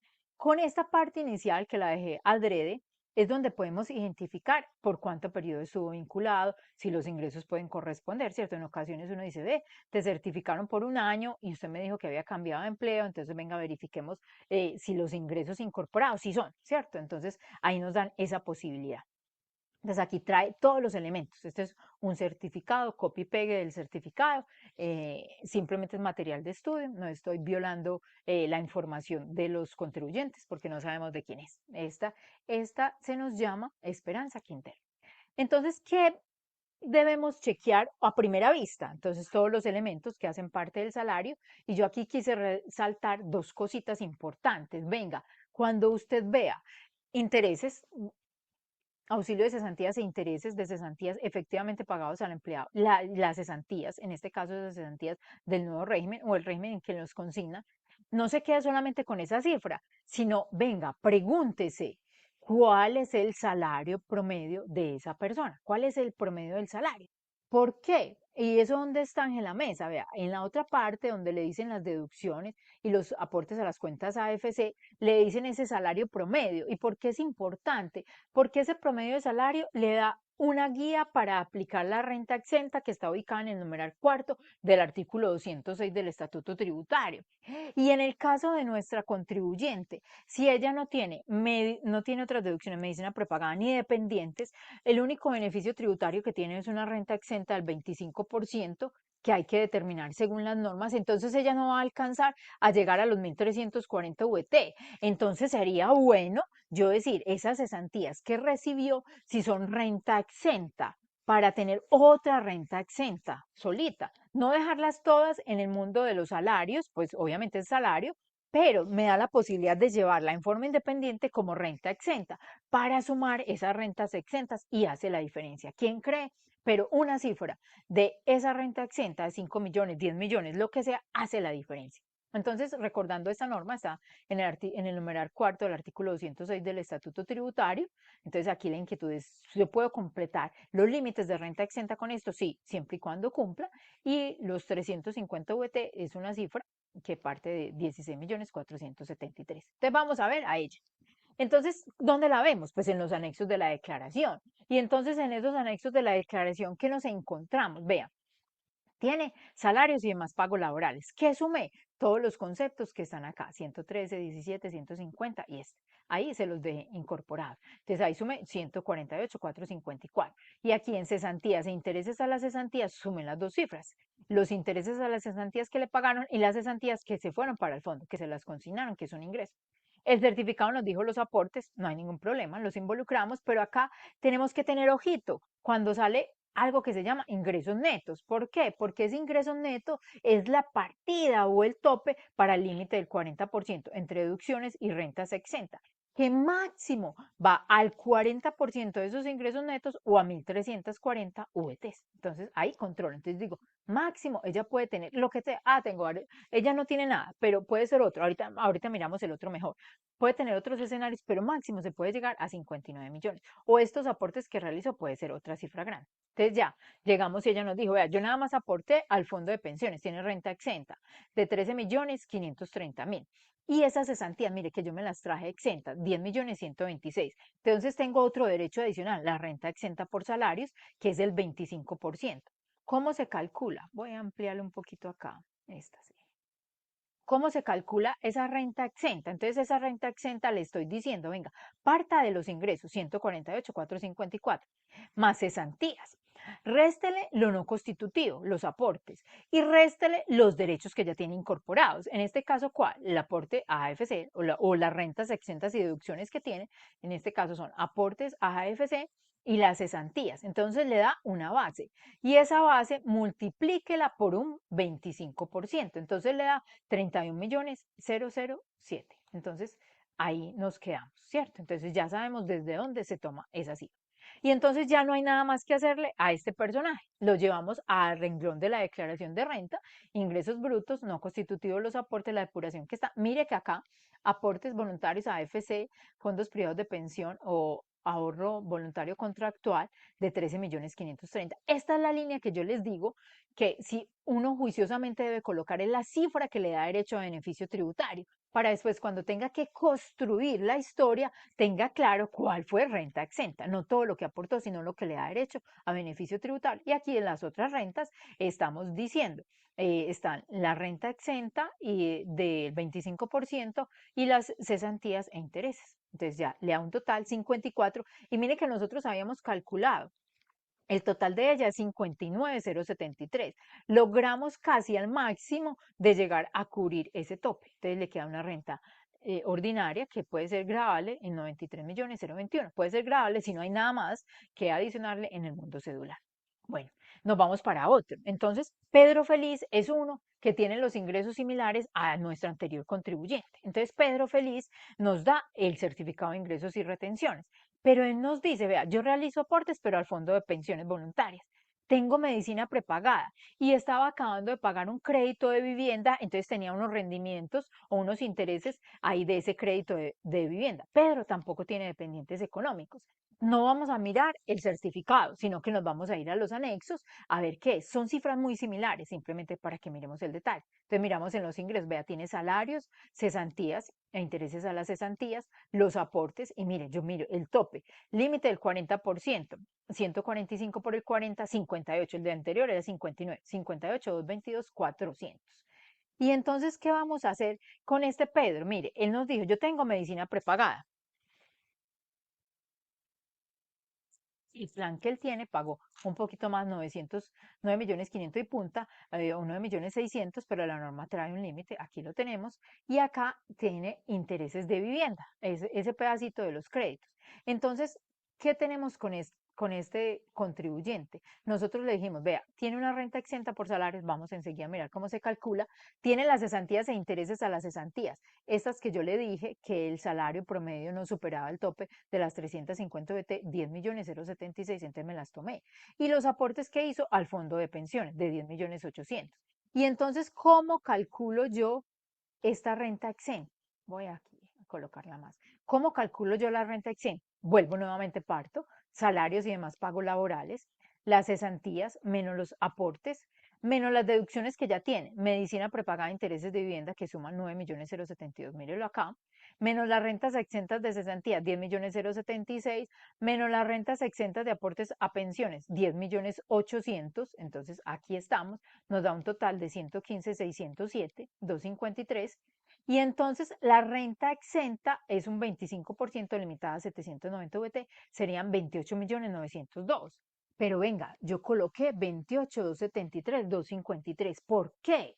Porque es que máximo del 40% de los ingresos netos que lo vimos en el cálculo anterior son 58.222.000.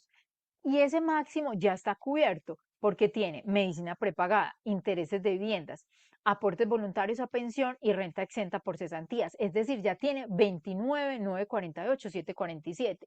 ¿Cuánto le falta para llegar a 58.222, que es el 40%? Enseguida lo miramos. Le falta 28.273. Entonces, estos 28.273 es el máximo de renta exenta que yo me puedo tomar. ¿Dónde están? Vean los 58. Están acá. Acá era el límite. De los ingresos netos, yo me tomo máximo el 40%. Entonces, él no puede tomarse los 28.902 que da la fórmula, que da el ejercicio, sino que tiene que tomarse 28.273. Entonces, hasta ahí como ese escenario de comparar estas rentas de trabajo y las rentas exentas. Bueno, no vamos a hallar el formulario. Entonces, mire que los ingresos son muy parecidos, cambian acá este tema y ya la renta líquida ordinaria, que puede ser la agravable, baja, quedan 87.335.000. Entonces, sí conviene tener otros programas que nos den derecho a deducciones, ¿cierto? Mire, vamos a ver otra. Lucila Máxima. Entonces, Lucila Máxima es una de las ideas creativas de una compañía. Lleva 25 años dentro de esa compañía. Ya se pensionó, pero le dijeron, por favor, Lucila, quédate con nosotros que te necesitamos. Entonces, ella siguió laborando en la compañía, donde lleva más de 25 años. Y entonces, la compañía en forma adicional le realiza aportes voluntarios a planes institucionales. Y en el año 2024 se realizó la consolidación de unos aportes. Lucy, la máxima, paga medicina prepagada y no tiene dependientes. Entonces ella pensionada, tiene ingresos por aportes institucionales, medicina prepagada y no tiene dependientes. Entonces vamos a ver a Lucila. El soporte, entonces aquí tenemos el certificado de ingresos y retenciones, aquí vemos la cifra que se gana Lucila, entonces, aquí están los aportes. Mire, aportes voluntarios a fondos de pensiones. Ella con el flujo de caja puede aportar por inversión al fondo y hay muchos que los fondos de estos ejecutivos de las compañías que los fondos los buscan. Venga, esa plática sirve más acá, renta más acá, apórteme y es un buen portafolio de inversión. Entonces, mire que ella aportó 226.75. Entonces uno dice, venga, ¿y el límite para qué es?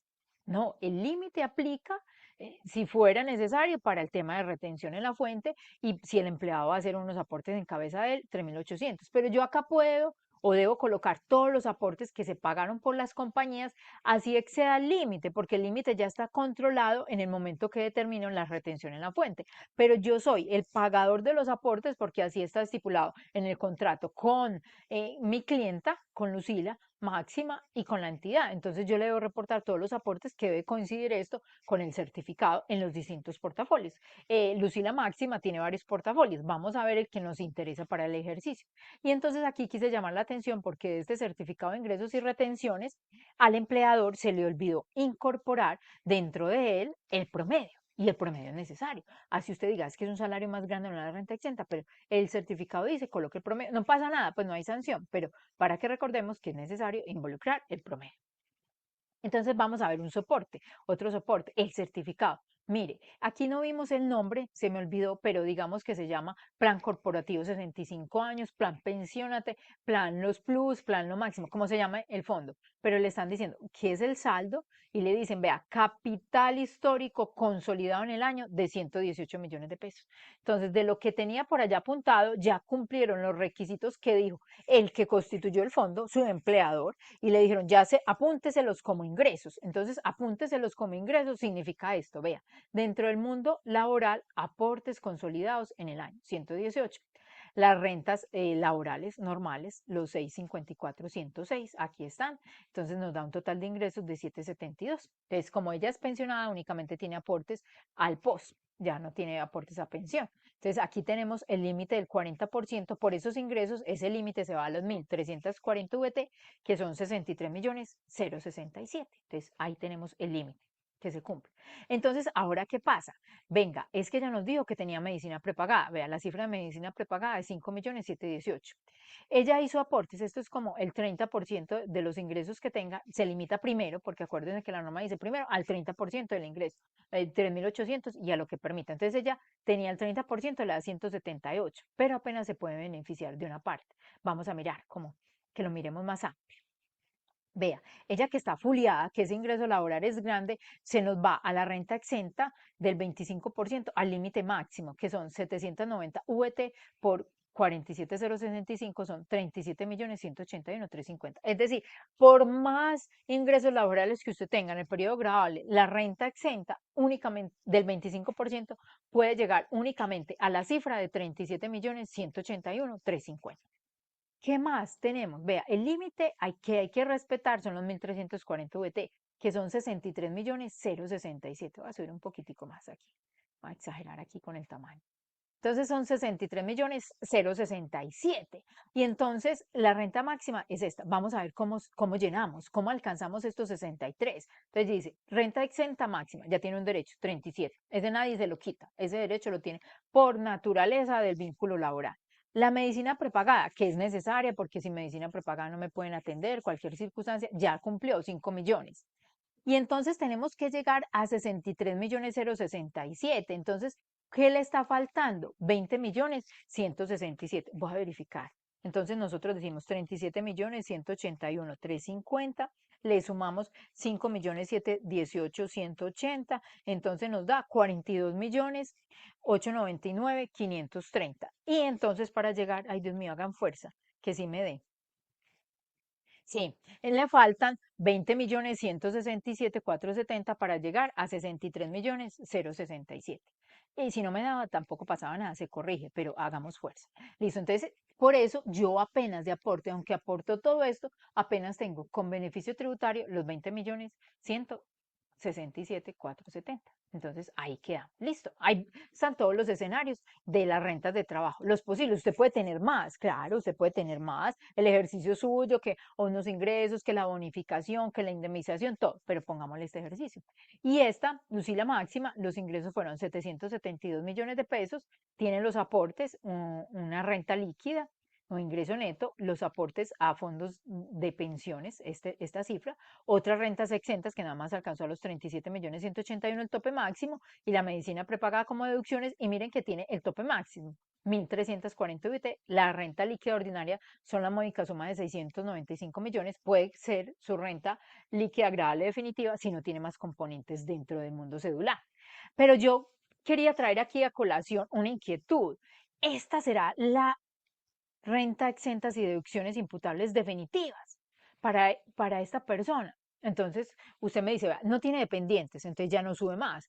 Ah, pero posiblemente ella durante el periodo grave realizó compras soportadas con factura electrónica que dan derecho a un 1% de deducción. Entonces, cuando tengamos ese reporte, esto le sube un poquito más, entonces le ayuda dentro del proceso.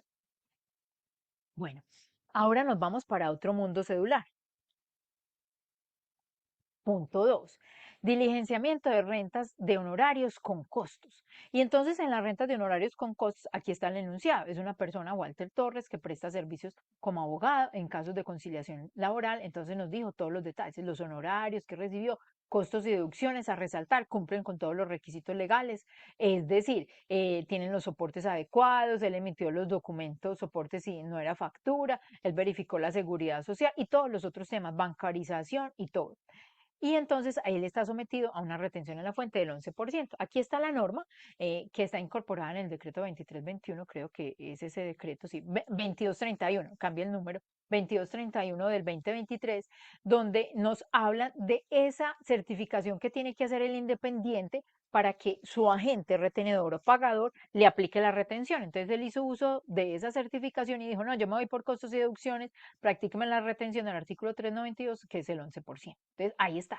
Pero mire, muy importante, él dice unos honorarios facturados y otros pendientes por recibir. Y entonces, ¿qué tenemos que hacer con esos pendientes por recibir? ¿O qué tenemos que hacer con esa historia? El de Orlando nos lo hablaba ayer, aquí se va en pesos. Tenemos que determinar cuáles son los honorarios efectivamente recibidos, porque él declara por CAS, ¿cuánto me llegó? Hay contribuyentes que, por ejemplo, en estos días uno me dijo, venga, llevo 2 años que no me han pagado los honorarios una compañía porque está en liquidación, está muy mal, yo le estoy ayudando, esperemos que se reactive, que mejore, que le llegue algo.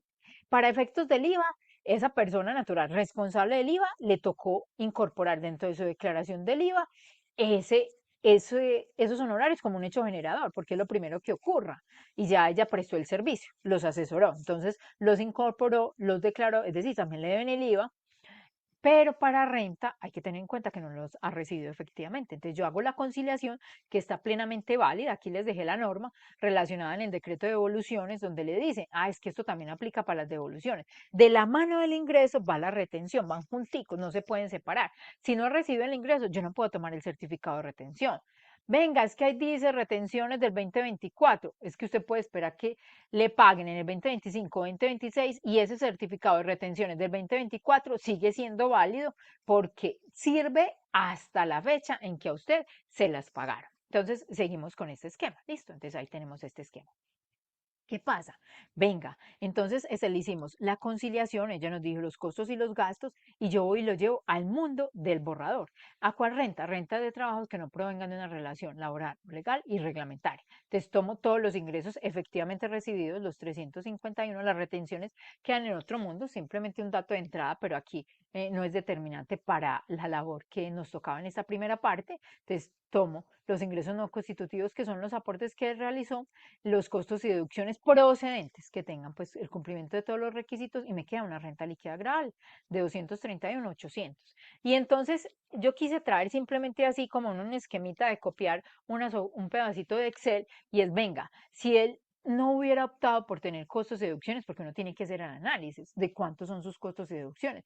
Si le conviene más los costos de deducciones o le conviene tener renta exenta. Entonces, si él no tiene costos y deducciones y se va por el camino de tener una renta exenta, porque es una renta cumple con el artículo 103, prestación personal del servicio, la renta exenta máxima con este tope de ingresos sería 37.181.000. Conserva el otro esquema, ingresos, los aportes, lo único diferente es 37.181. Entonces, la diferencia entre los dos está acá. Por este camino, la renta líquida, que posiblemente sería la agravable, sería 298.398, y acá teniendo costos 231.800. Entonces recuerden, yo no puedo ir diciendo le voy a colocar los costos, no, hay que tenerlos soportados, hay que planear en lo posible el esquema antes de que la persona empiece con su relación, porque hay actividades que uno desde el inicio sabe, los costos son mínimos para estas actividades.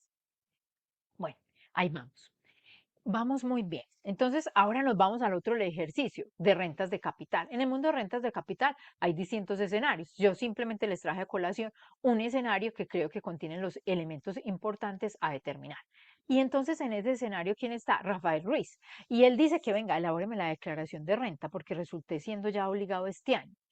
Él nos remite los certificados de las entidades financieras y en forma adicional nos dice, vea, yo tenía unos ahorritos, varios años de la vida, y entonces pude concretar una compra de un inmueble, una oficina. Y entonces arrendé la oficina, pero a través de la agencia yo no me quiero entender con eso. Entonces, a través de la agencia ya busco el mejor precio, el mejor postor, todo, y ahí está. Entonces, ahí tenemos, hace la gestión del inmueble.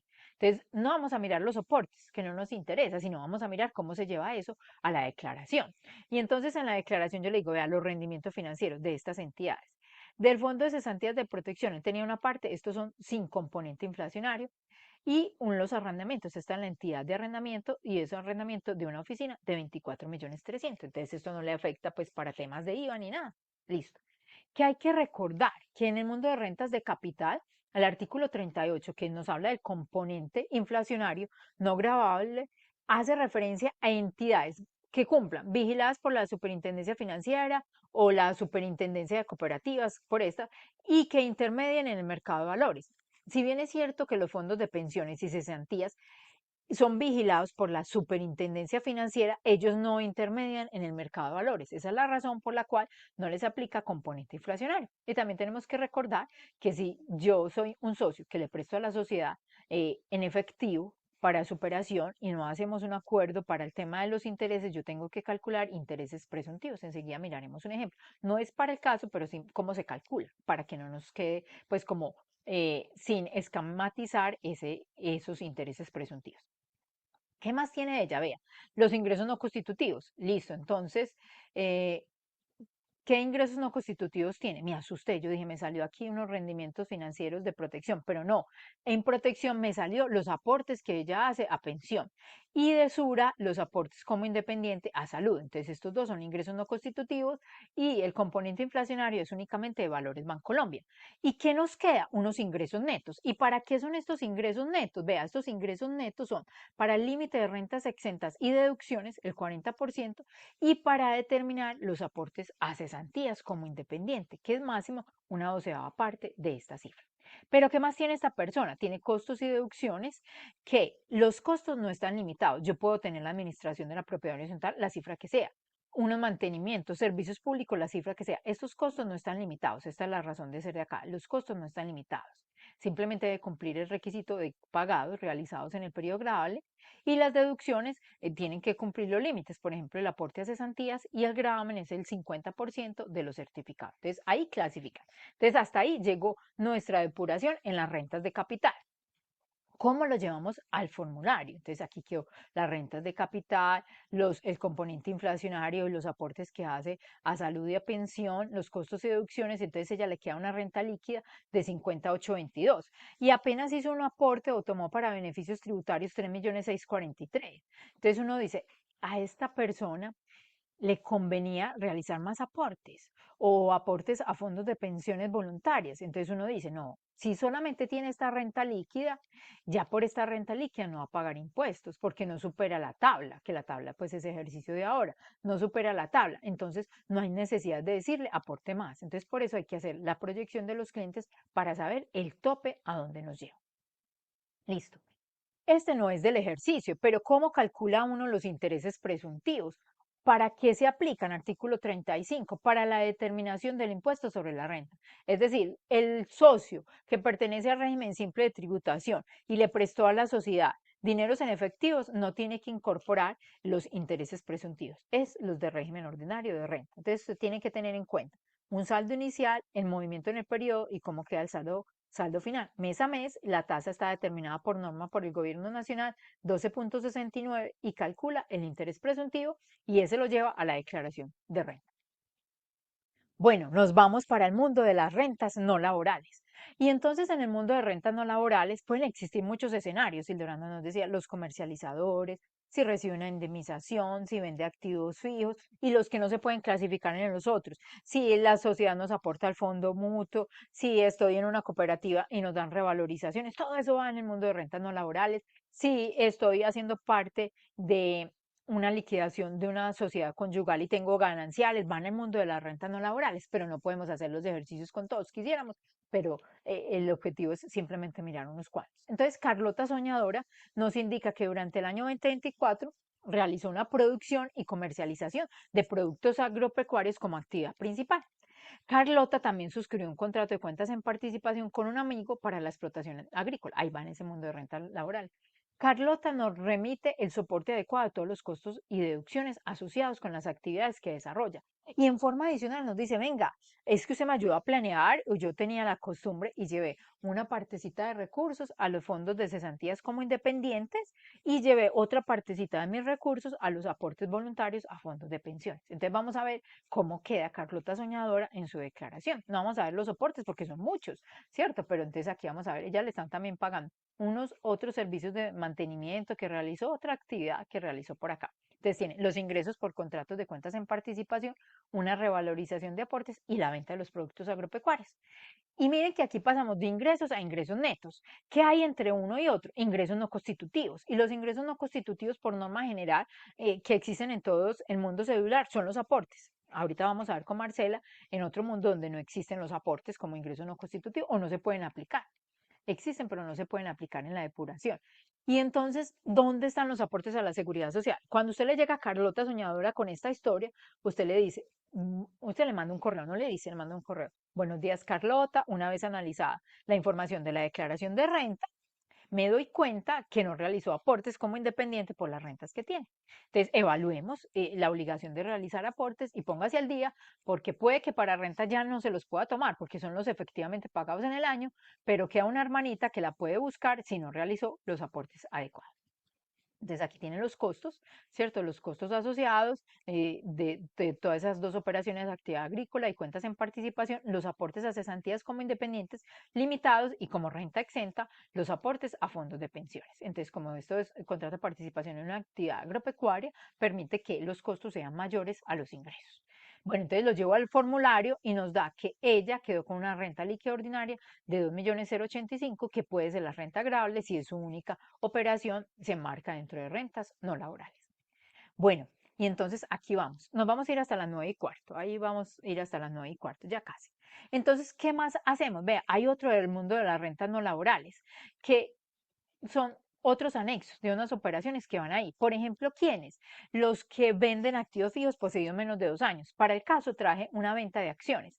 ¿Dónde está esa venta de acciones? Pues el cliente nos dice, y también en el reporte de información exógena sale en la historia del cliente cuando adquirió las acciones y todo, que son activos fijos y todo el cuento. Entonces, el precio de venta se coloca total, tiene una parte no constitutiva, que es la utilidad no grabada porque cumple con los requisitos establecidos dentro de la norma, y tiene los costos y deducciones de esta venta de acciones porque son acciones que cotizan en una bolsa de valores colombiana y ella no es poseedor de más del 3% pues, de esos bienes. Entonces yo lo llevo al formulario de la declaración.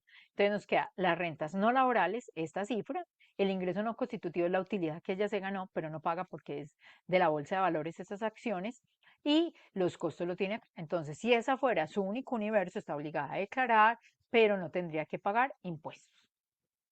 Bueno, entonces queda el último, rentas de pensiones. Si recuerdan, ahorita vimos a Lucila Máxima por allá que en la compañía lleva 25 años y ya era pensionada, entonces vamos a traer esa renta de pensión de Lucila como es. Entonces me traje una parte del certificado de pensiones que da Colpensiones para Lucila, entonces aquí miramos el periodo, muy importante porque a veces son periodos menores y le dan otras cifras porque está en discusión la pensión, entonces uno debe ir a tener identificados estas otras cifras. Entonces aquí le da el valor de la pensión, vea la mesada adicional de diciembre, cuántos son los devengados, cuántos son los deducidos, que son los aportes a salud, ella está en Sanitas y al Fondo de Solidaridad, ¿cierto? Subsistencia. Entonces, ¿qué tenemos? Ingresos por pensiones, pensión de jubilación, 225 millones, las deducciones que le hicieron que corresponden a esta partida, a 27 millones de pesos, y nos queda entonces en la declaración que ingresos brutos por rentas de pensiones, lo no constitutivo, y todo lo demás es renta exenta. ¿Por qué? Porque es que viene la norma, numeral quinto artículo 206, y nos dice son exentos hasta cuando reciban pago mensual de 1.000 VTs, que para el año 2024 son 47 millones de pesos, 47.065, 47 millones de pesos. Entonces ella no cumple, no supera ese 1.000 VT mensuales. Pero también la norma nos dice, tenga en cuenta que este límite de 1.000 VTs también aplica cuando usted está recibiendo retroactivos de pensión. Entonces usted tiene que tener la historia a cuántos periodos corresponde para poder tener en cuenta ese límite. Y dentro de este artículo 206 del Estatuto Tributario hay un parágrafo tercero donde nos dio la posibilidad, gracias infinitas a Dios, de las pensiones que reciben los residentes en Colombia porque están pensionados en países del exterior, se pueden incluir, obtenidas en el exterior o en organismos multilaterales, se pueden incluir en estas cédulas y también les aplica el límite de las 1.000 VTs. Entonces, hasta ahí esta parte de la participación en este escenario con estos ejercicios. Espero que todo quede muy claro y nos vemos ahora en la sesión de preguntas y respuestas. No sé, Marcela, hasta qué horas se va la gente para el break. Si damos, hola Ángela, si damos 25 minuticos de descanso, por favor. Entonces regresamos nuevamente 9:15 y 25, 9:40. Sí, por favor. No, Listo, nueve y entonces treinta a y las... cinco, porque son realmente las No, 9:35. bueno, Gracias. 9:35 regresamos del break. Que disfruten el break. Nos vemos.